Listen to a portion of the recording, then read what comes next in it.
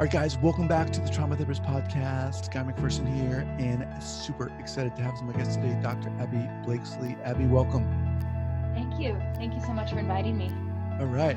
So Abi integrates somatic experiencing with clinical research, psychobiological principles of attachment, psychodynamic therapy, and somatic bodywork in her practice and teaching.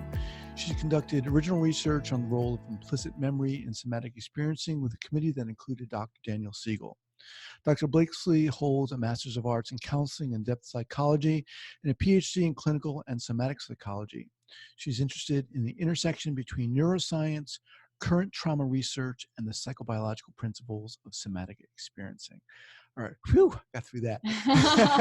Awesome, Abi, welcome. Thanks again for doing this. Such a pleasure to be here. All right. So before we get going, I know we talked a little bit about this, but before we started recording, but share with our listeners where you're from originally and where you're located now. Well, we were just talking about my family lineage here because Guy is calling from Oakland. My great-grandmother grew up in Oakland, my grandmother and my father, so the paternal side in California. I grew up right outside of Los Angeles, and now I live in Bozeman, Montana. Nice. And I have 3 young children here, and we spend a lot of time in the mountains and fishing and kind of, chasing the outdoors as much as possible. What just want to diverge a little here, but what brought you out to Montana? Quality of life, peacefulness. There's a really close-knit community here. Right. And the great outdoors. We're going to be talking about the nervous system. But for me and my family, we find a lot of expanse and also settling when we're outdoors together. Nice. It connects us to a sense of something greater, and it's exciting. So there's sort of that, there's a charge to it in a positive way. And then it's also deeply peaceful, which would be more, parasympathetic, rest and digest. So it's really just having that kind of the sense of regulation in the environment, which is different. And for me in Los Angeles, there's a lot of go, go, go. Right. So I feel for many that live in cities, there's a real pressure and demand on our nervous systems, right? To produce, to stay aware, to be an alert. So I think in those kinds of environments, we have to be even more conscientious of our evolution and take time to be outside, see long distances, or even just snuggle up, settle in, take time for that rest and recuperation phase of life. Right. Wow. I really appreciate you sharing that. I mean, that resonates with me. We can talk about that later. We're going to talk about somatic experiencing and your interest in it and focus on neuroscience and so forth. But before we do, can we kind of really hear your story of how you got here in the first place? What inspired that in you? Well, way back, I discovered that if I gave my parents massages, they would buy me ice cream.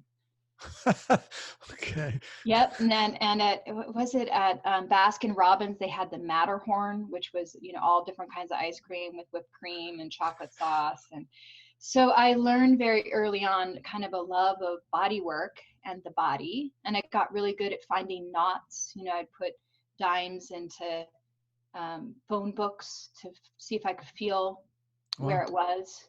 And so it was a reward. It was just kind of a, basic little bit of dopamine there early on. And I became really curious about how bodies moved and tension patterns. And after college, went into bodywork school, became a body worker. For several years, I was doing polarity and deep tissue work. And I started to become curious about how I might be working on one part of the body and a memory would emerge for someone, maybe something they hadn't thought about in 20 years.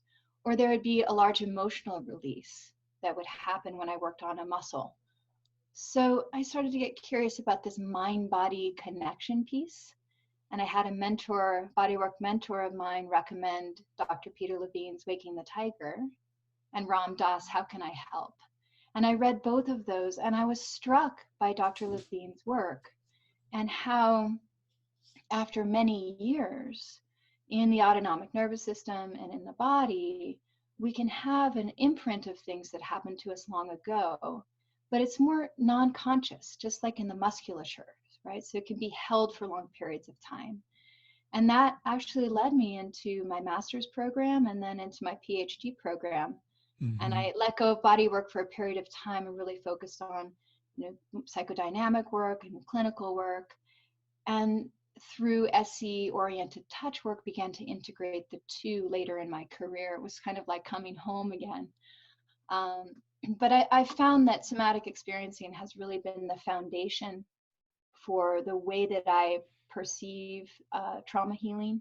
I think it's one of the, and I'm biased, I teach somatic experiencing, but the reason why I teach it is that I just stuck with it for a decade. And then I became a faculty member. So I've been in the field for close to 2 decades. Wow. And I think it has one of the best sort of progressive learning tools. It's something that we can teach our clients to be able to do themselves. And there are skills and there are tools to be able to tend to our responses that are non-conscious, right? Or some are non-conscious and some are unconscious. Right. Some things that we'll never really be able to pay attention to, but we can pay attention to internal things that are happening with these survival responses that are right there in the lower brain, right, that are hard to access without these kinds of tools. So that's one of the things that really excites me. You're asking me about my passion, and I love this work. I really do. And for many people, it's the missing piece. Now, when you found Somatic Experiencing, SE, and read Peter Levine's work, I mean, for those people who aren't familiar with it, I mean, it's about trauma, right? I mean, how did you how did you move into that whole topic, right? You talked initially about the body and memories and so forth, but of course, now you're moving into this or being introduced to the topic of trauma. How did you move into that, and how did that interact with you?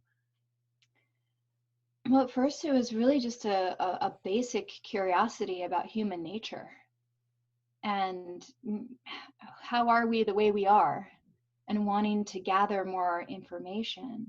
Being a body worker, really they call it the issues and the tissues, right? Having some openness around looking at kind of the lower level responses, and then how we think we are who we are, right? We have all of these ideas of who we are, but we have these kind of habits and ways of being that we've learned long ago that are part of the continuum of our experience. So I started one of the SE trainings as a body worker before I went into my mental health education. And I remember in Somatic Experiencing Beginning 1, I started to feel things. I'd been a dancer prior to that, so I had musculoskeletal knowledge, and I thought I was very embodied, which I was. But I didn't recognize that there's a whole universe inside of ourselves. It's as if the nervous system is a poem that unfolds, right? We can have feelings that are sparkly or undulating or soft or fluid. We can have feelings of a pillar or a column. Yeah. It can be vaporous. But the learning what we call something called interoception, which is a term that was developed by Dr. Bud Craig, who's a neuroscientist. It's a wonderful book called How Do You Feel? Not for the faint of heart. It is definitely a neuroscience book. But they talk about this ability of a part of your brain called the insula, or the insular cortex, to consciously become aware of internal sensation.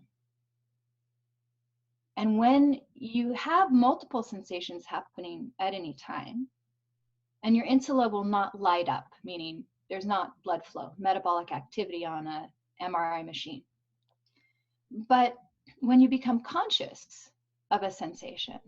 This part of the brain lights up. So it's conscious attention to internal sensation.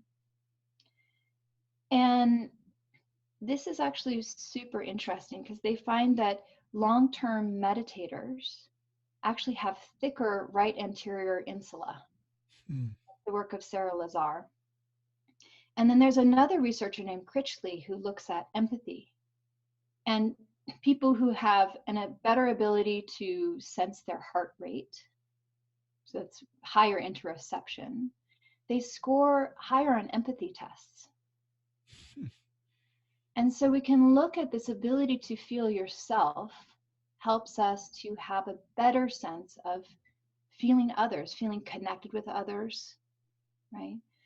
Which is something that certainly gets lost in trauma, right? Our capacity to be able to take in, right? Or be able to focus on relationship or feel safe in relationship.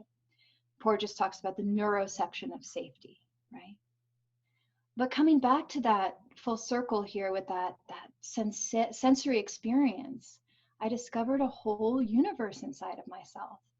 And I noticed where I felt vibrant and alive. So I call that resilient. I also noticed where I felt terror, where I felt constriction in relationship to certain events or current triggers, where I might go numb or feel spacey.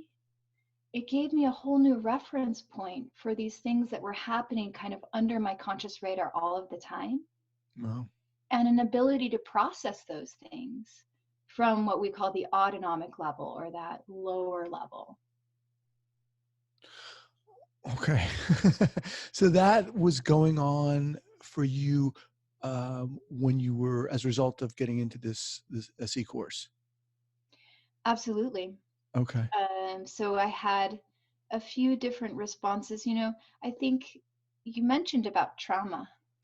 Yeah. And we can look at somatic experiencing as a trauma resolution model. But there's another side to it. I really like the idea of also calling it a resiliency building model. Because what's on the other side, when we become less constricted, when we come out of freeze, when we discharge or release or get more organized in our nervous system, become more present to the current moment, this is where we have more resilience. We have more sense of flow, capacity, capability. Right. Yeah, it's funny. As you just said that, it reminded me of a discussion I had with Lisa Danilchuk, and she just published a book, and she was talking about that too.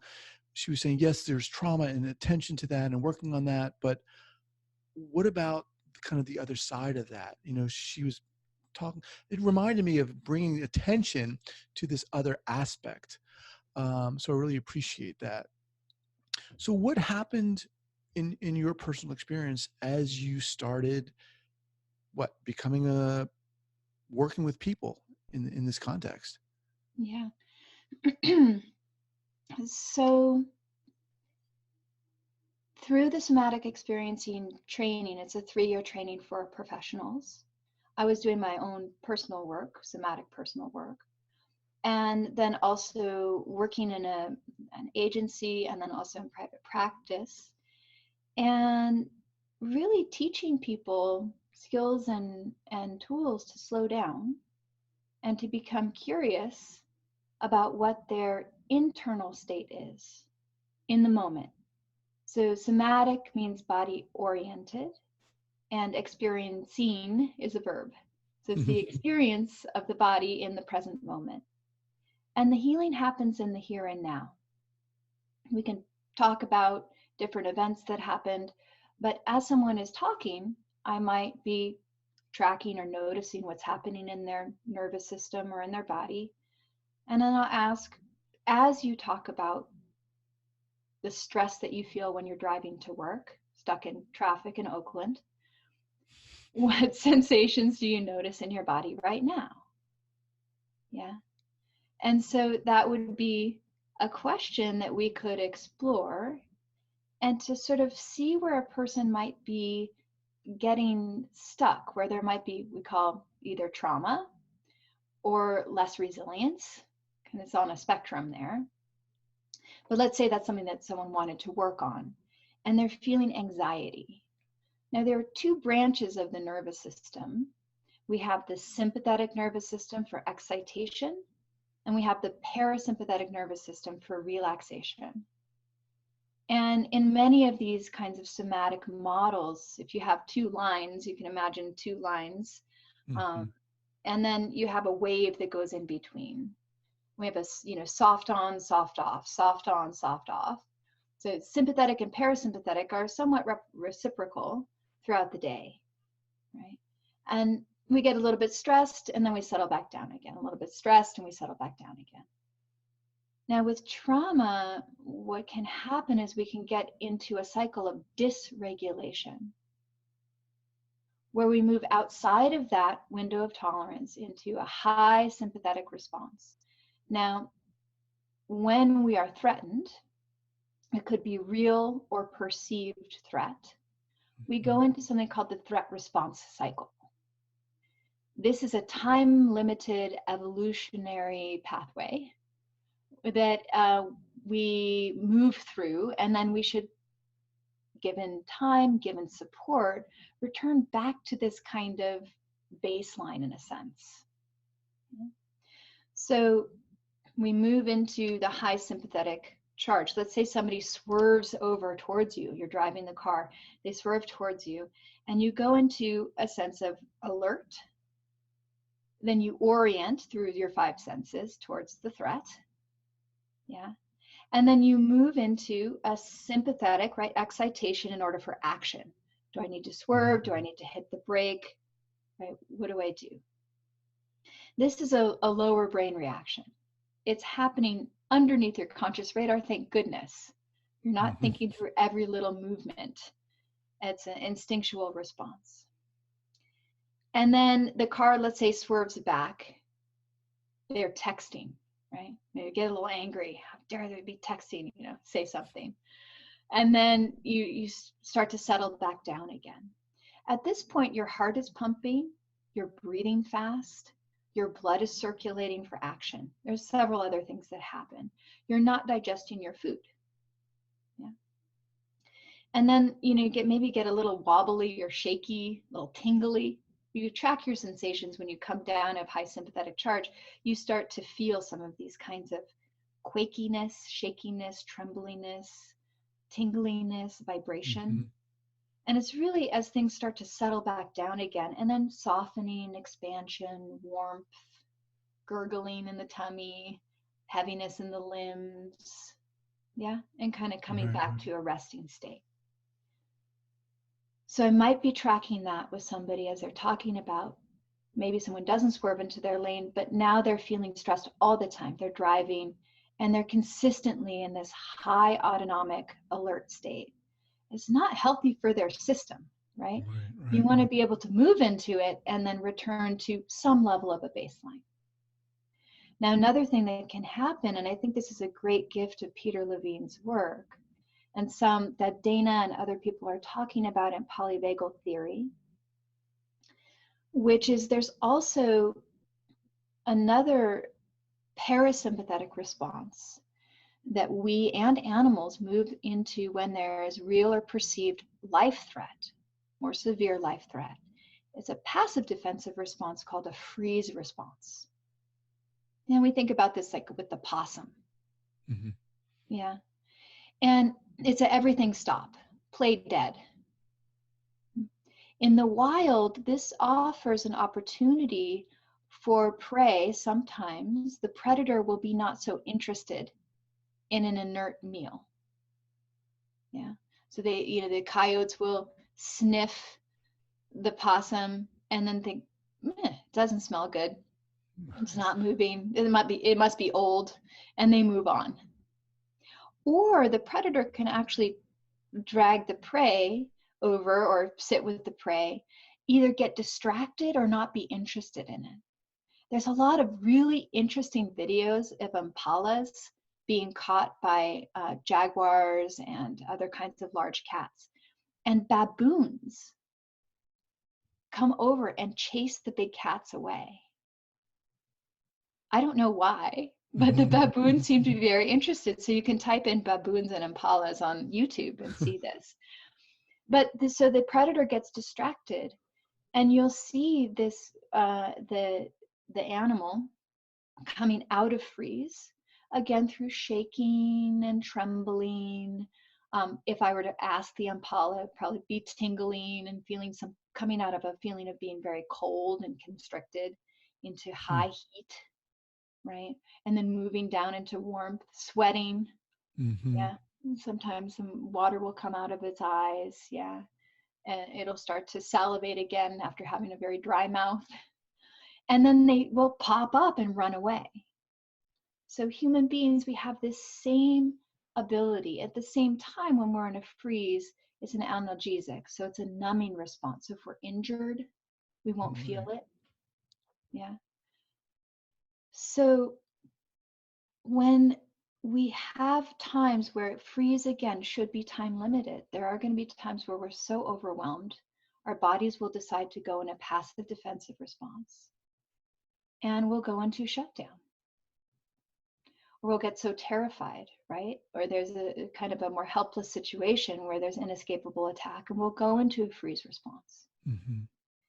Given time, given support, the body comes out of it. But without those conditions, we might remain in a freeze response at a baseline, or be triggered into that freeze response when there's something in the environment that is similar enough, or our lower brain assesses is similar enough to the original trauma. And this is what's so frustrating for so many trauma survivors, is they're so smart. You know, we're smart. If we decided to just be better, we would be. But why am I feeling afraid? Why am I having social anxiety? Why am I feeling depressed and shut down? Why is it so hard for me to motivate to get out of bed? Why is it I freeze every time that I'm, trying to fill out the form for the job application? Why is it I'm having such a hard time connecting with my partner? When they're upset with me about a little thing, I go into this deep shutdown, right? And close off. So, right, we have these patterns that are part of a survival response. Our body was trying to keep us safe, did keep us safe because we're still here. But it's the repetition of that response which becomes dysregulation. In a current situation where we might want some more flexible responses available to us. So tracking the freeze, allowing the release cycle to happen with time. Sometimes with Dr. Peter Levine's work too, and this is not as it's not as utilized in many other theories, as we call it the completion of defensive responses. In procedural memory, which is non-conscious, they're movement patterns. So the person, as they come out of freeze, might have this feeling of running or escaping. They might have a feeling of punching or standing up for themselves. So I've worked many times with kids who've been bullied, right? And they've been surrounded by bullies, right? And physically harmed. So they went into a freeze response. And as we track, notice the freeze response, spend some time, they feel my support, they notice they're not in that situation now. They're coming out of numbness. They start to feel cold and a little trembly, and maybe there's a little shakiness or a little vibration. Could be just under the skin, or it could actually become a little bit more to the surface. And as they're coming out, they're saying, I really wanted to scream. I wanted to say something. I wanted, I don't know why anybody helped me. I said, feel the agency in your body right now. You wanted to say, help me. So right here and now, would you be willing just to say that, help me? Yeah. And notice what it feels like to use your voice in this moment. And I'm right here with you. You are receiving help now. There wasn't anybody there then, but I'm here now, and notice that and take some time, right, in the repair. And then, as they're coming out again and they start to feel tension in their arms. And I said, just let that tension happen. They go, that's so weird. My hands are in fists, right? Or my leg feels like it wants to kick. And I say, well, let your body feel the power of that and go slowly and notice how that is. And then through the body, a lot of the time, the story will come forward and they say, it's so weird. It's as if I wanted to kick them away. That's right. I imagine that there was that, right? Underneath the freeze, there's that feeling of wanting to punch or kick or get away or stand up for yourself. So let's do that now. So let me just interrupt. So just for the benefit of our listeners, what are you doing as you're walking that client through that self-awareness in that moment? There are two pieces to this. So one is called tracking, where we are together, we're following their internal sensory experience to notice what the body wants to do now. So we're going to be watching and listening and following. So if the body starts to tremble, I'll say, let that happen. If the body starts to tighten, we might follow that tightening to see if there's a movement pattern that comes up, right? Or if I see the person sitting up more straight, I'll say, right, so I'm attending. Are you noticing how your spine just straightened? How does that feel to you? Okay. I feel more here. Wonderful. So be in the, we're tracking, we're following. Now, there is another piece in somatic experiencing, when our students are learning SE, there's this feeling that it can be very intuitive. And yet we're actually quite conscious sometimes of where we might direct a client's attention. And there are a few things about that. One is that if there is an autonomic, like a release, like a discharge, but somewhere else is tensing or somewhere else is, right, feeling disconnected, we might direct a person's attention to that release cycle. Yeah. Or we might direct a person's attention, let's say if an area is feeling really good and an area is feeling really uncomfortable. Depending on the person, for many people, they haven't felt good in 20 years. Right. And they're used to following the discomfort. So we say, let's not pay attention to that lump and solid feeling in your neck. You just said that your chest just opened, or there's a softening in your shoulders. Before we go to that feeling in your neck, would you be willing to take some time with the softness in your shoulders? So we might actually be very directive in our attention. And in the softening of the shoulders, let's see now that the tension could increase in the throat, or it may soften. As it softens, maybe an emotion comes, right? Maybe some tears the person hasn't been able to feel for a period of time. So that's sort of what one of the things I'm noticing. We're tracking, we're following, and I'm also helping a person to discharge or release complete, incomplete defensive responses connected to something in the past and to how the nervous system is firing in the present moment. And also making sure that they're not getting trapped in the trauma vortex. And we might be moving trauma vortex, meaning negative sensations, uncomfortable feelings, dysregulation, dis-ease, and starting to build a capacity to move towards where they feel better, where they feel more whole, what resources they have, what they think about, resources that make them feel more like themselves, more present, but also embodied resources, right?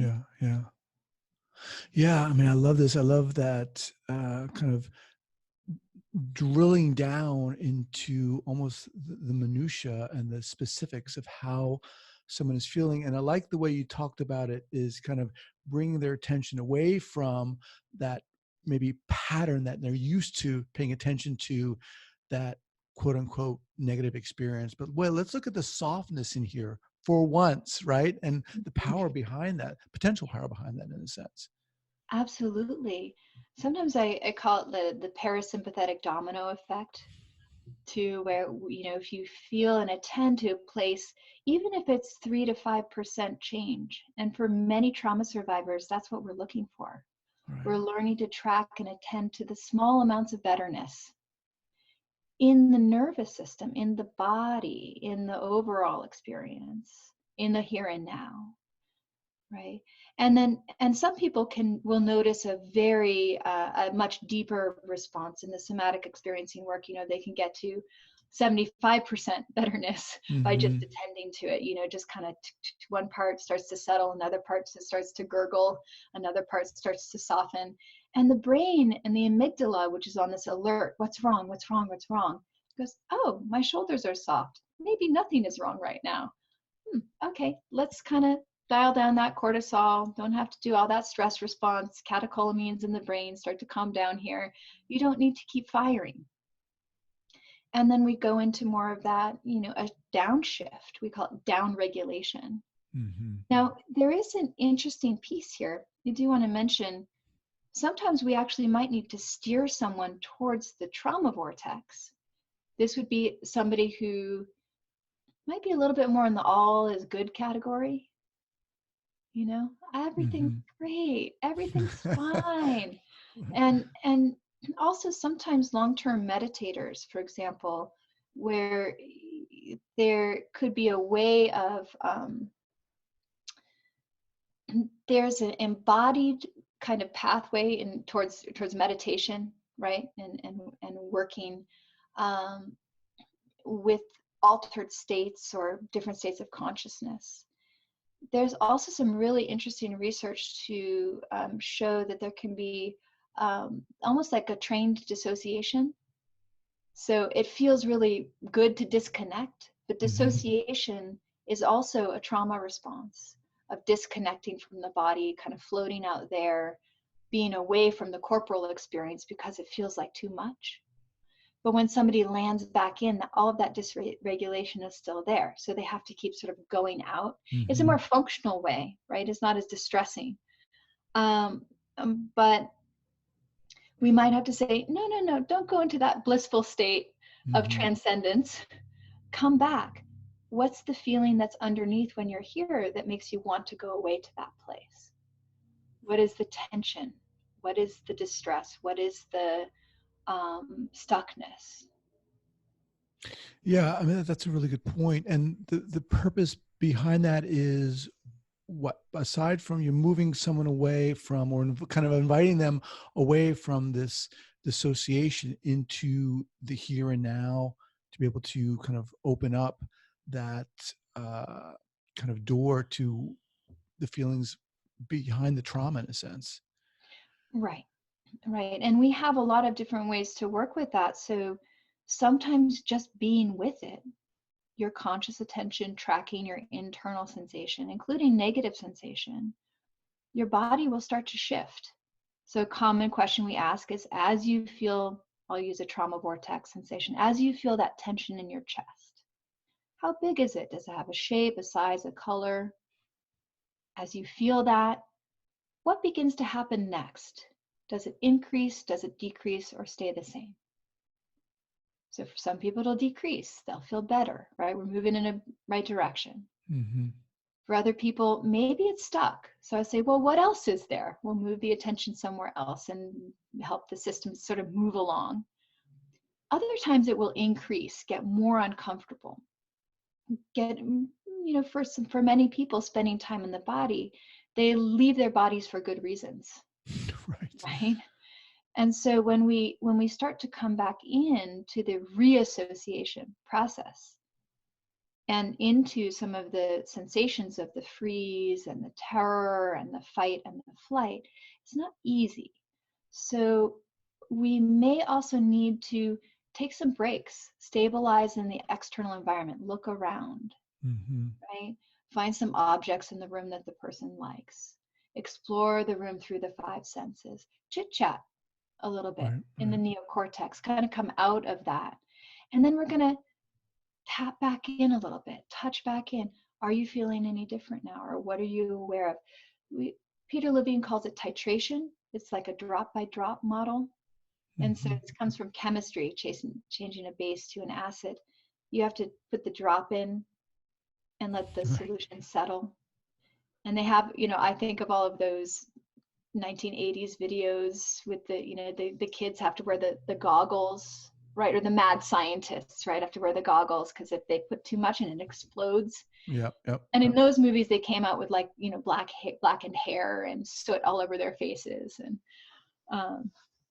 so that's that idea that drop by drop for some people, we're not going to kind of go all at it at once.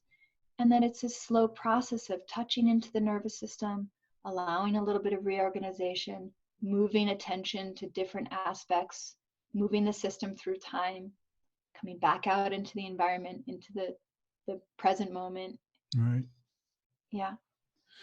Abi, man, I'm just looking at the time here. This could go on forever. I mean, there's so much richness here. I really appreciate it. I didn't even get to asking you about the awareness, and and I love talking about this, the awareness of the person doing this, the therapist, that's what's required. I mean, you talked a lot about your background as a body worker and a dancer. I mean, but as we close out here, the people who are listening to this, I know they're getting, oh my God, this sounds so intense.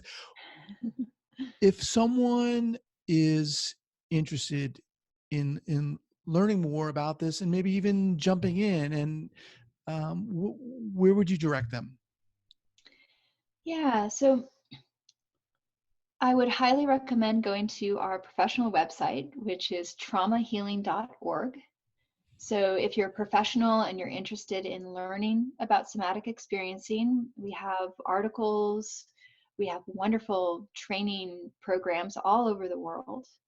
If you are interested in receiving somatic experiencing, we have a practitioner directory, and you can click on there and you can look for providers in your area.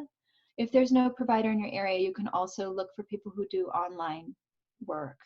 And you mentioned, it's intense work, but it's also can be exquisitely gentle.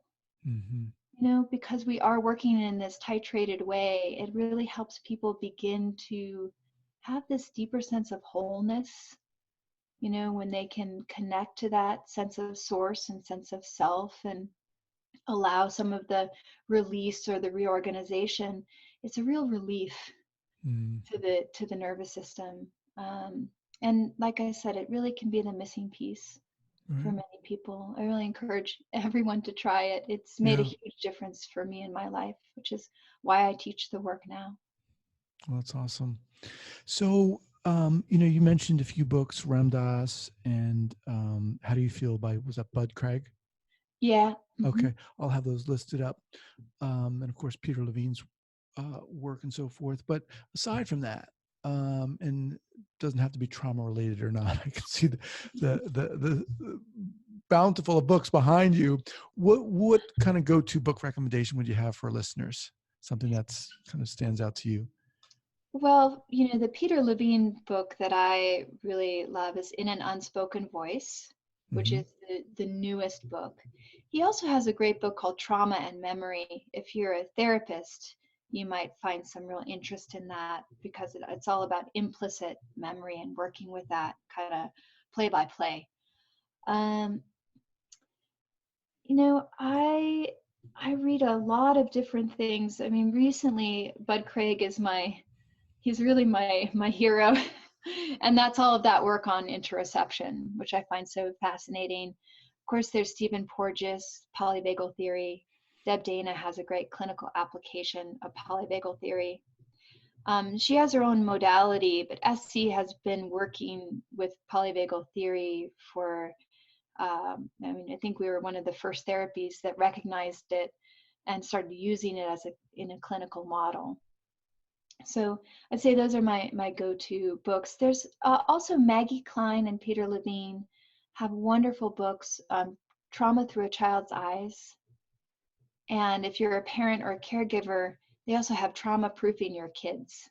And they're excellent somatic approaches to working with kids. And of course, I have young ones, so and I work with kids and families. So it's a great primer to kind of bring this work and embodiment practices, because we can do this when we're older, but we can also begin to bring it right from the get-go into young people's lives, and that's very exciting to me. Awesome. Well, Abi, it's been a delight having you on here, and you definitely gave us like this mini masterclass in somatic experience. I want to thank you. I want to thank you so much for coming on board here. You're welcome. It's been such a pleasure. Appreciate All right. it. Take care. Bye-bye.